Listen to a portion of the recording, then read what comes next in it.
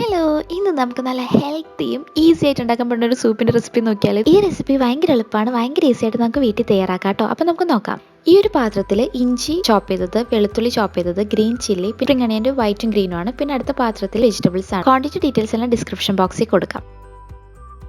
ഒരു പാത്രത്തിൽ 1 table spoon എണ്ണ ഒന്ന് ചൂടാക്കുക. അതിലേക്ക് നമ്മളുടെ ആദ്യം കാണിച്ച പാത്രത്തിലത്തെ എല്ലാ ഐറ്റംസും ഒന്നിട്ട് സോട്ട് ചെയ്യണം. 1 മിനിറ്റൊക്കെ സോട്ട് ചെയ്താൽ മതി. ആ ഒരു പച്ചമണം ജസ്റ്റ് ഒന്ന് മാറി വന്ന വരെ.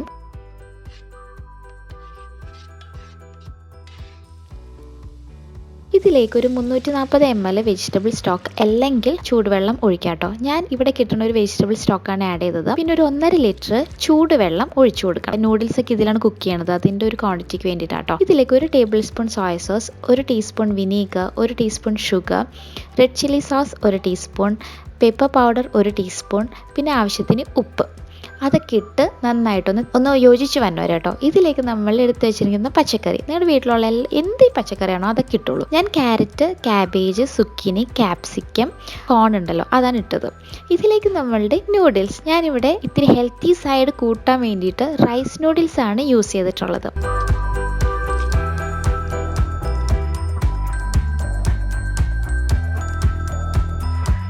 നൂഡിൽസ് ഇട്ട് കുക്കായി വന്നതിന് ശേഷം കോൺഫ്ലോർ ഉണ്ടല്ലോ അതൊന്ന് വെള്ളത്തിൽ കലക്കിയിട്ട് അതൊന്ന് ഒഴിച്ചു കൊടുക്കുക. ആ ഒരു തിക്നെസ് ഒരു ഇച്ചിരി തിക്കായിട്ട് കിട്ടാൻ വേണ്ടിയിട്ടാണ്. കൊറിയാൻഡർ ലീഫ് അല്ലെങ്കിൽ സ്പ്രിംഗ് അണിയൻ ഗ്രീൻസ് വെച്ച് ഒന്ന് ടോപ്പ് ചെയ്തിട്ട് നമുക്ക് സെർവ് ചെയ്യാം. ഇത് ചൂടോടുകൂടി കഴിക്കാം കേട്ടോ.